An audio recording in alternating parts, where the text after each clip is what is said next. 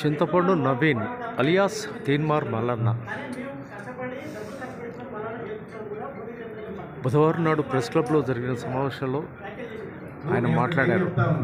తీన్మార్ మల్లన్న, ఈ రఘు జర్నలిస్టులు మీరందరూ కలిసి పోరాటం చేస్తే ఏర్పడ్డ వేదిక మీద వచ్చి కుర్చీలు వేసుకొని కూర్చున్నారు మీరు. ఎవరు గెలిపించారు పైసా? ఇలా ఎవరు గెలిపించారు? టిఆర్ఎస్ పార్టీకి పోయి వెంటనే కాంగ్రెస్ టికెట్ మీద మళ్ళీ ఇక్కడికి వచ్చి ఇక ఆయన గురించి నా గురించి చెప్తే నేను వాళ్ళ గురించి వాస్తవం ఏంటంటే నేను వాళ్ళ గురించి మాట్లాడిన పైసా ఏదైనా బీసీ ఆ తర్వాత క్యాస్ట్ సెన్సస్ ఈ షోకాజ్ నోటీస్ విషయంలో మీరు ఏమైనా మాట్లాడితే నేను సమర్థం. అన్న మీకున్న ఆస్తి ప్రభుత్వానికి రాసేయాలంటే కదా ఎన్నికల ముందు పోయేది. కోమటిరెడ్డి వెంకటరెడ్డి గారికి ఇచ్చిన పత్రం ఆయన తీసుకుపోయి సిఎస్ గారికి ఇచ్చి తీసుకురావాలి. మాకు ఇంకేం చెప్పలేదని చెప్తున్నారు. అట్లా వెంకటరెడ్డి గారిని అడగాలి. బీసీ వాదానికి బీఆర్ఎస్ వెనకాల ఉందనే ఒక చర్చ జరుగుతున్నది. ఏమంటారు? బీసీ వాదానికి బీఆర్ఎస్ వెనకాల ఉంది కనిపిస్తున్నది అనే వాళ్ళు ఎందుకుంటారు?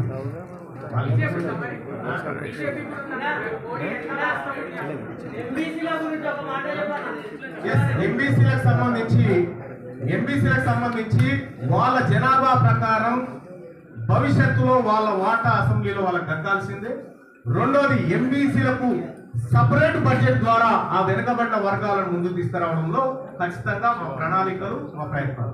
అన్న ఒక విషయం, పట్టభద్రుల ఎలక్షన్ సంబంధించి మీరైతే ఇప్పుడు ఎమ్మెల్సీగా ఉన్నారు కదా, ఇప్పుడు వాళ్ళ ఏవైతే ప్రాబ్లమ్స్ వదిలేసేసి బీసీని ఆదాయం ఎత్తుకున్నారు కదా, ఇప్పుడు వాళ్ళని గంగలు వదిలేసినట్టేనా, గాలికి వదిలేసినట్టేనా? వాళ్ళ ప్రాబ్లమ్స్ ఏంటి?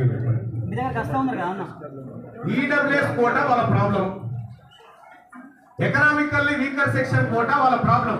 బీసీలకు దక్కాల్సినటువంటి 25,000 ఉద్యోగాలను ఈడబ్ల్యూఎస్ కోటా పేరుతో ఎత్తుకొని పోయారు. అది వాళ్ళ ప్రాబ్లం.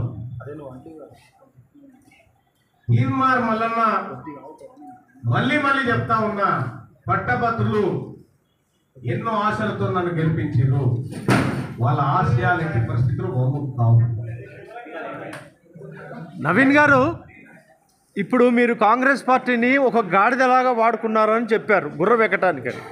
మరి దీని గురించి మీరు అప్పుడు కాంగ్రెస్ పార్టీని గాడిదని నన్ను నాతో అనిపిస్తా చెప్పాలి.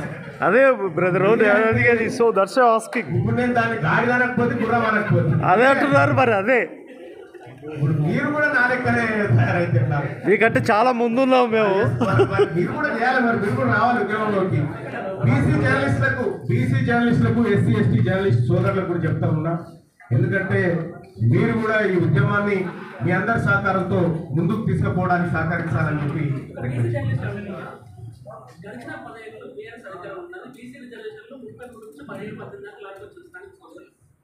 అలాంటి